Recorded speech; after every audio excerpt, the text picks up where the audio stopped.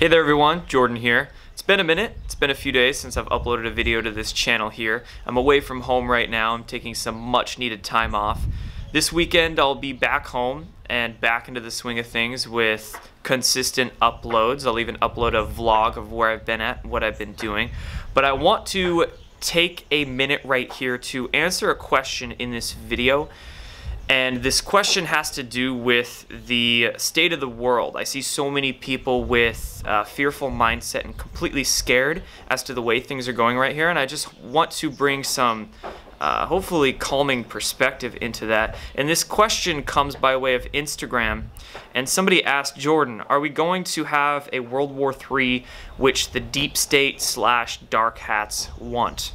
Right? And this topic of World War III, us getting into war, the events going on in Syria, leading to that, a lot of people are scared. And I understand that's not what we want, world war on this planet right now. But if you really look at it, World War III, we've kind of been in that in some way. It's a shadow World War III that we've really been in already, and that war is between the dark hats and the white hats, so the good actors and the bad actors, and it's been a covert world war, and we've seen that over the past 6 months, even few years. We saw the events go on in Saudi Arabia in early November when Q first started posting. We see, of course, lots of events going on here in America. And this is truly a worldwide kind of shadow civil war that we have going on. So there's one thing to keep in mind. We already are in it. So do what you can to inform your fellow citizens as to what's really going on and what we can do to take back our power to help the good actors win that war.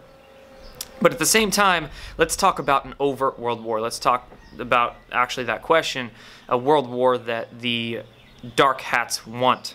Of course, pitting countries together, whether it's like Russia and America or this, Russia-China alliance versus the West.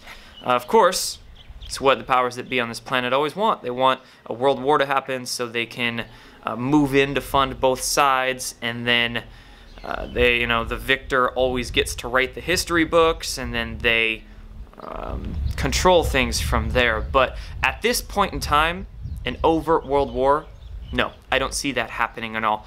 And the reason I don't see that happening is because the military is more in control than it's ever been. And by military, I don't mean the bad actor military, the military-industrial complex military, but I mean the military that is controlled by positive people, positive forces that don't want a world war.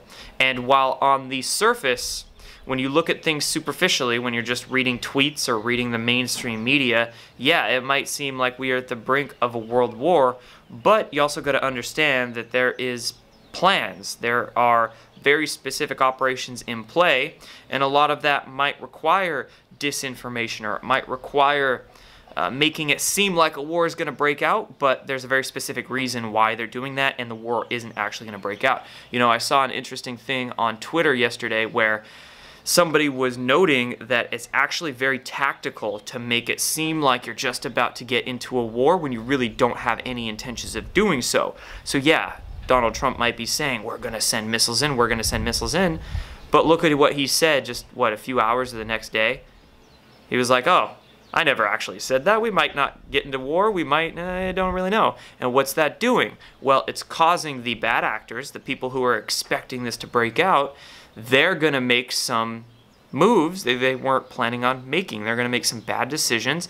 They're going to, when people are in heat, when they're pressed, they're going to start, they're not going to have as much time to logically plan things out. So when the alliance, per se, is acting like they're about to send some missiles in or get into a world war, that's going to cause all the bad actors to start moving around their resources. They're going to start more communications. There's a lot of things that's going to be happening, and then the alliance can track that.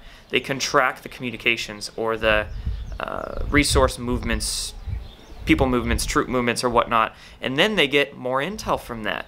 You see? So there's a very tactical reason why they might be making it look like World War is going to break out, but understand they have no intention of doing so. Trust the plan, right? So, to answer your question, no. I don't think World War is going to break out in any way, shape, or form overtly. I think this is all a very constructed plan with many, many layers that we aren't seeing, but we can kind of speculate as to those layers just based upon our intuition of everything.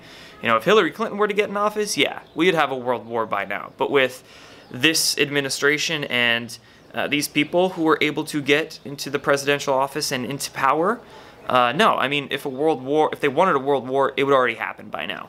Remember a year ago when 60 Tomahawk cruise missiles were sent to Syria? If they wanted a world war, it would already happen. But they don't. So what's going on right now is a very strategic, tactical plan that might make it seem so, but it's not going to happen. So that's my answer to your question. I'm not worried. You out there, don't be worried. A massive world war isn't going to break out, but what we do have to make people understand is that there already is, in essence, a world war going on, and we really have to catch people up to speed as to, of course, what's all going on between this deep state and this alliance that people just don't get from the mainstream. So hope that answers your question. Hope that eases your fears. I'm out for this one. I'll be checking back in soon. Peace.